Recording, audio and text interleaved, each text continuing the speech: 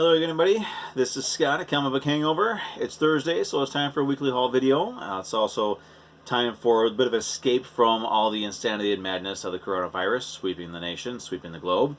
Where I'm at in Michigan, I think we just had two or three unconfirmed cases of it. As far as I know, they still haven't been confirmed. In my town, we have nothing. So we're taking some precautions, but we're not going crazy about it.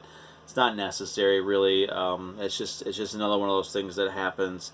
We've been through this stuff before. It comes and it goes. Everything happens in cycles. So comic books are always a thing, though. There's always new comic books coming out every week, and it's always fun to talk about those books. So I'm going to jump right into it. I picked up some books that actually I missed before. This one here, actually, somehow I missed it. Go-Go Power Rangers number 26. I don't know how I missed this issue, but I did. Because I take pictures of all of my books. I have a Facebook page. Excuse me, I have a Facebook group where I post all the pictures of my books in, and I was going through that, and it's like, I don't have this one at all. All the other books that came out this week I have pictures of. I just didn't get this one, so somehow I missed it. I still need to read it, but at least I don't have that gap in my Power Rangers collection right now. Also, that one book that came out last week that my comic shop still had one copy of that I definitely wanted to get was Mirka Andolfo's Mercy number 1. This is the Art Germ variant. This is a very, very hot cover. I mean, hot in the sense that it's a very attractive cover. It's not it's not punchlining the secondary market, so to speak. But this is kind of an interesting book. It's a horror series that takes place, I guess you can say, during the Victoria era of whatever country that it's in. Because you've got your rich and you've got your poor. Probably England. I'd say probably England. It probably says it right in here, but I was reading it, trying to read it pretty quickly, so I probably overlooked it. But it's a horror book. There's this weird plant-looking thing that's killing people, and there's there's all kinds of stuff that's going on in this. But it kind of reminds me of the first issue of Something Is Killing the Children, in that it's sort of a slow burn. The first issue is pure setup.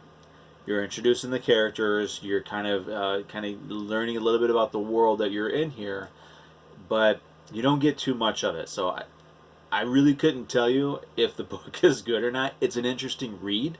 It's definitely an interesting read. I will be picking up at least the next 2 or 3 issues of it, especially if they got sweet covers like this. Actually, all of the covers for this book were amazing. The art inside of it is outstanding. It works with this story so well. It's amazing. The flow of the story itself and the way the characters are introduced and the way you're jumping back and forth from all the different characters was well done as well. So it's just a matter of what is going on. So my hope is that with second issue, we'll start getting a little bit more of what this is, who these strangers are, who these things that are watching people are, what this red plant thing is. But it's got enough mystery and it's got enough intrigue for me personally that I'm definitely going to be checking out the next issue or two. So those are the ones that I missed from previous weeks. So let's move on to this week's releases. As always, I like to start off with my reprints. So we're going to start with DC reprints. Facsimile edition, Detective Comics number 38. First appearance of Robin. This is one of those iconic books, iconic covers. And it's a thick book too. They used to make some thick books back in the day. Look at that. That's pretty thick. First appearance of Robin. Not a book I've ever read. Not a book I've ever even had the most remote interest in reading. But now that I have a copy of it, albeit a facsimile, now that I do have a copy of the issue, I will be checking it out. I definitely want to read this one because I know these older books, they kind of have a hokey charm to them, especially the DCs. DCs were always kind of really vanilla with how they did their stories. Moving away from the vanilla era of Robin, because all the reprints, the facsimile editions, and the dollar books from DC all deal with Robin. I'm assuming they'll deal with Robin this month because it's 80th anniversary. So they also did, for their dollar comic reprints, Batman number 428, Death in the Family. This is, of course, the legendary issue where Joker takes out Robin. Really not much more that could be said about that. The last dollar book that I got from DC, Robin #1. An awesome cover. This is kind of an iconic cover as well, and it was one of those books that I've always thought about picking up just because I wanted the cover. Now I've got it. From Marvel, Facsimile Edition, Thor #229. Now the sad thing about this one is the only reason why this book has been reprinted, and it's got a really nice cover. I like this cover. I always like these sort of I don't know, posing covers, especially with the older Marvels.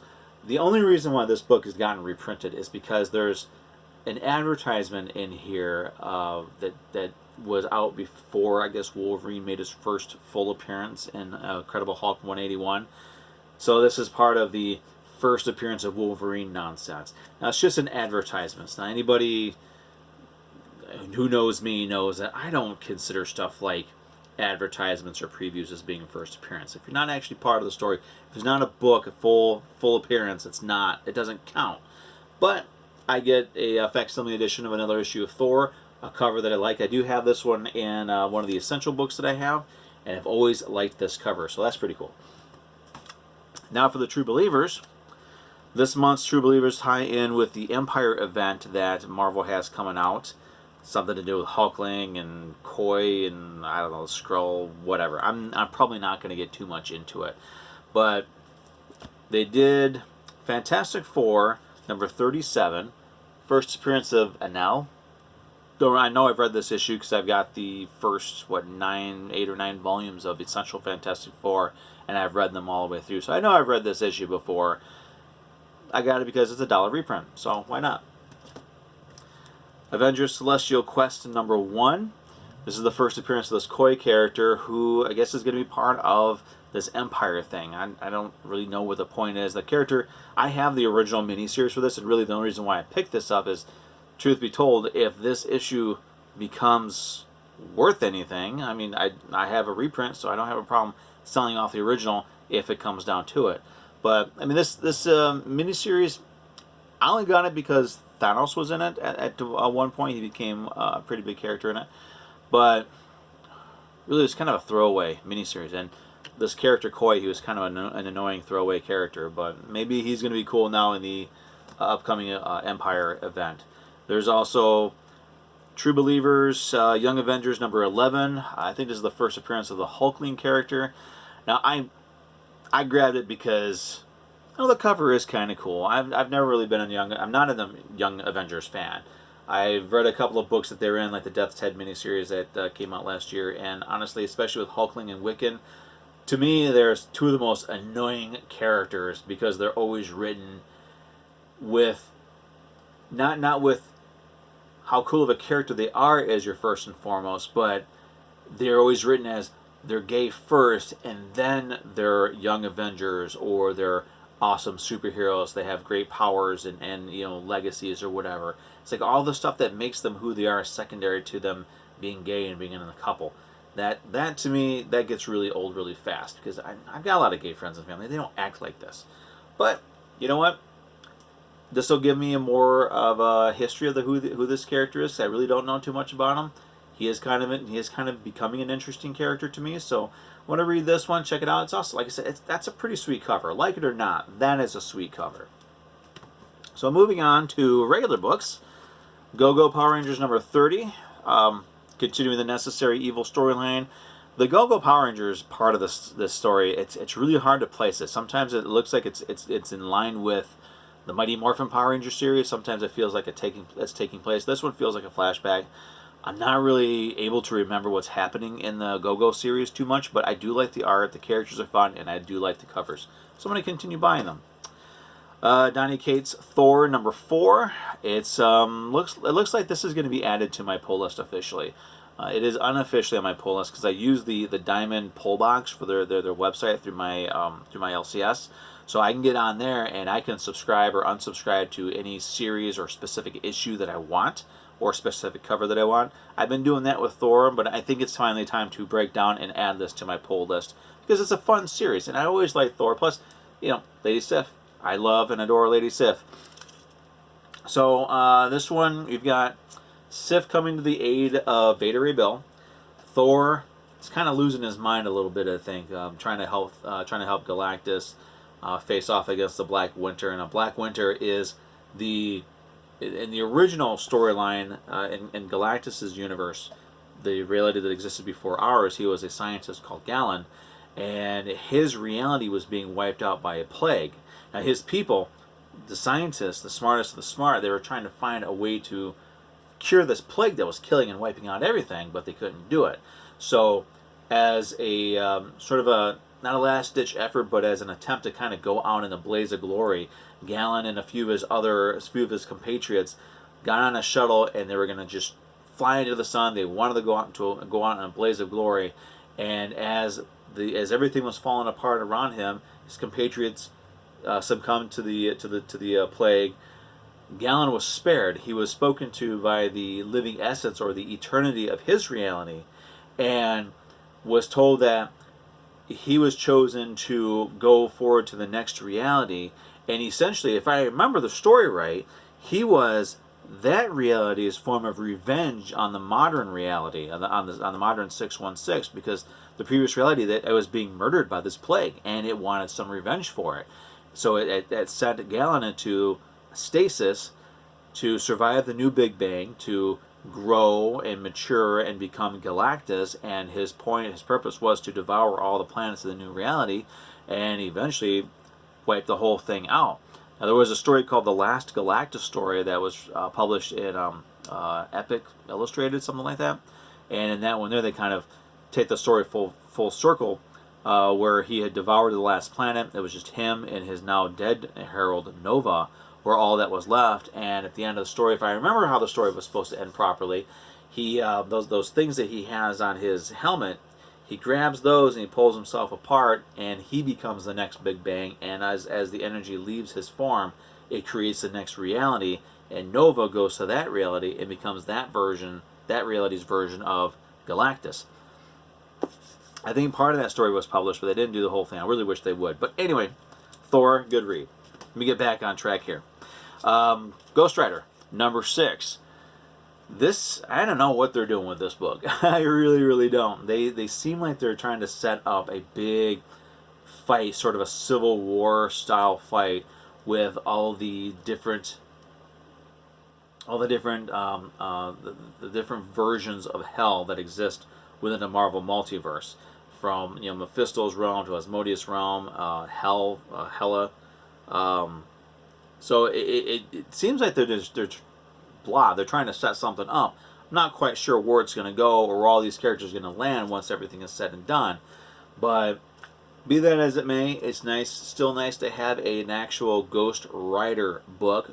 Flaming Skull, he's not really a spirit of vengeance, Johnny Blaze, and Danny Ketch isn't even a Ghost Rider anymore, but still, he's got that Flaming Skull, he rides that motorcycle, he's still a Ghost Rider. He doesn't drive a souped-up car, which makes it still cool to me. Vampironica, number 3. This is the New Blood number 3. I think this actually came out last week as well, and somehow I missed it. But this one, there's a total flashback issue. This one you find out in her reality how vampires came to Riverdale. And actually, you actually find out how Riverdale sort of came to be. It was created by the vampires. It's kind of cool.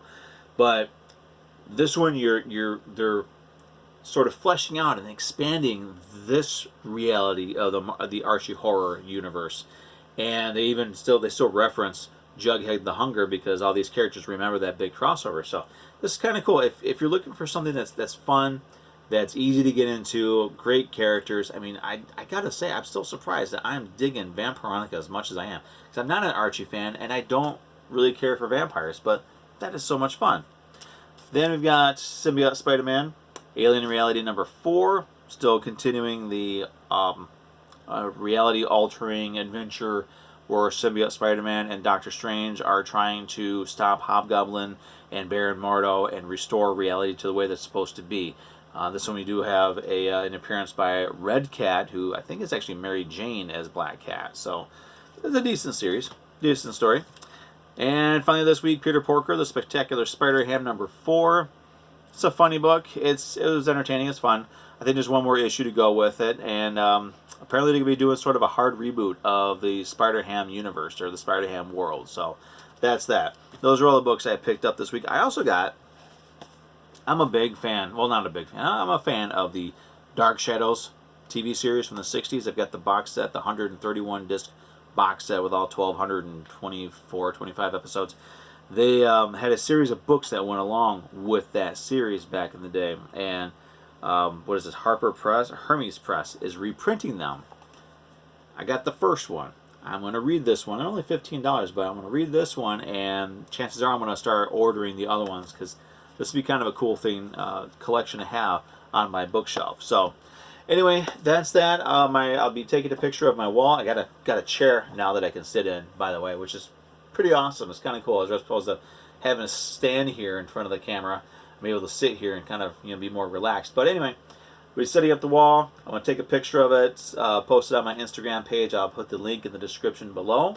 So once again, and as always, everybody, thank you for watching. Feel free to like, subscribe, comment, share the video. I've been getting into some conversations throughout YouTube with other comic book content creators, and it's been a lot of fun. So let's continue it. Let's keep it going, especially, if we've got this corona thing happening, most of us are probably going to be stuck in our house. So why not touch base with some fellow content creators, some fellow comic book fans all across the country and perhaps all across the world, and talk about comic books. Because really, that's one of the only things that that's sane in this world right now, is the world of comic books. So see you all next week. Everybody be safe, stay healthy, wash those hands. Should not be something that anybody would have to tell you. Don't fight over toilet paper, and you really don't need gallons and gallons and gallons of hand sanitizer. It's unnecessary. Don't overreact. Keep a calm head, keep a cool and level head. Think logically about things in the real world, and just everybody be safe. And we will see you next week. Stop this thing right now.